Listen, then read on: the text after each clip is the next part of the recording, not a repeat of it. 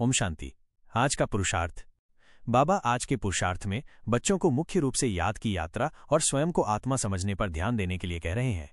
बाबा कहते हैं कि ज्ञान बहुत सहज है, लेकिन केवल ज्ञान से 16 कला संपूर्ण नहीं बन सकते। इसके लिए याद से अपनी आत्मा को परफेक्ट बनाना सबसे जरूरी है। बाबा समझाते हैं कि बार बार थककर याद की यात्रा को छोड़ना नहीं है, बल्कि लगातार कोशिश करते रहना है। ये याद ही वो योग है जिससे हम विश्व के मालिक बनते हैं।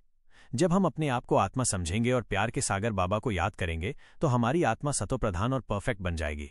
यही वो रास्ता है जिससे हम लक्ष्मी नारायण जैसे ऊंचे पद को पा सकते हैं। जो बच्चे इस याद की यात्रा में कमजोर रह जाते हैं, बाबा उन्हें समझाते हैं कि अंत में उन्हें पछताना पड़ेगा। बाबा की सबसे बड़ी सीख यही है कि मैं आत्मा हूं, माइनस इस एक बात को हमेशा पक्का करो। याद की यात्रा का महत्व। बाबा ने याद की यात्रा को ही भारत का योग बताया है। ये याद ही हमें पवित्र बनाती है और हमारे अंदर की सारी खिटखिट, लड़ाई झगड़े और अहंकार को समाप्त करती है। जब हम याद में रहते हैं तो हम मीठे बन जाते हैं और फिर हमें भी बाबा मीठा लगने लगता है।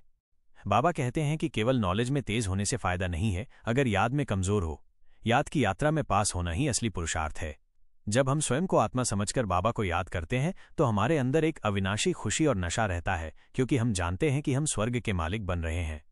ये याद ही हमें डबल दानी बनाती है। एक तरफ हम अपने पापों से मुक्त होते हैं और दूसरी तरफ दूसरों को भी मुक्ति और जीवन मुक्ति का रास्ता दिखाते हैं। माया से कैसे बचें। बाबा कहते हैं कि जब आप अपने लक्ष्य के करीब पहुंच रहे हैं तो माया और प्रकृति आपको पूरी तरह परिपक्व बनाने के लिए आप पर वार करेंगी, लेकिन आपको डरना नहीं है। इसका सामना करने का एक ही तरीका है, निश्चय बुद्धि बनना। निश्चय ही विजय का आधार है। जब आपका बाबा पर 100% निश्चय होगा तो माया और प्रकृति भी आपके सामने झुक जाएंगी। निश्चिंत बुद्धि बनो। निश्चिंत रहने का मतलब है कि आने वाले समय की कोई भी प्लानिंग खुद से मत बनाओ। सारा भार बाबा पर छोड़ दो।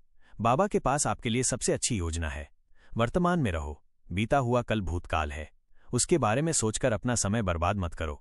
बाबा कहते हैं कि वो आपकी गारंटी ले रहे हैं, आपको किसी भी तरह की कमी नहीं होने देंगे। बस आप वर्तमान में रहकर अपनी स्वस्थिति में स्थित रहो और चारों तरफ शक्तिशाली वाइब्रेशन फैलाओ। पुरुषार्थ का सार। बाबा हमें बार बार समझाते हैं कि हमें पवित्र बनना और बाबा को याद करना है। यही हमारी सबसे बड़ी पढ़ाई है। हमें अपने आप पर 100% ध्यान देना है और हर बात में अपना कल्याण समझना है। जिस समय जिस गुण और जिस शक्ति की जरूरत हो, हमें उसका स्वरूप बन जाना है। बाबा कहते हैं कि मैं तुम्हें कोई तकलीफ नहीं देता, बस तुम मुझे याद करो। ये याद ही अविनाशी सर्जन की तरह हमारे सारे कर्मभोगों को समाप्त कर देती है और हमें संपूर्ण सुख और शांति के धाम में ले जाती है।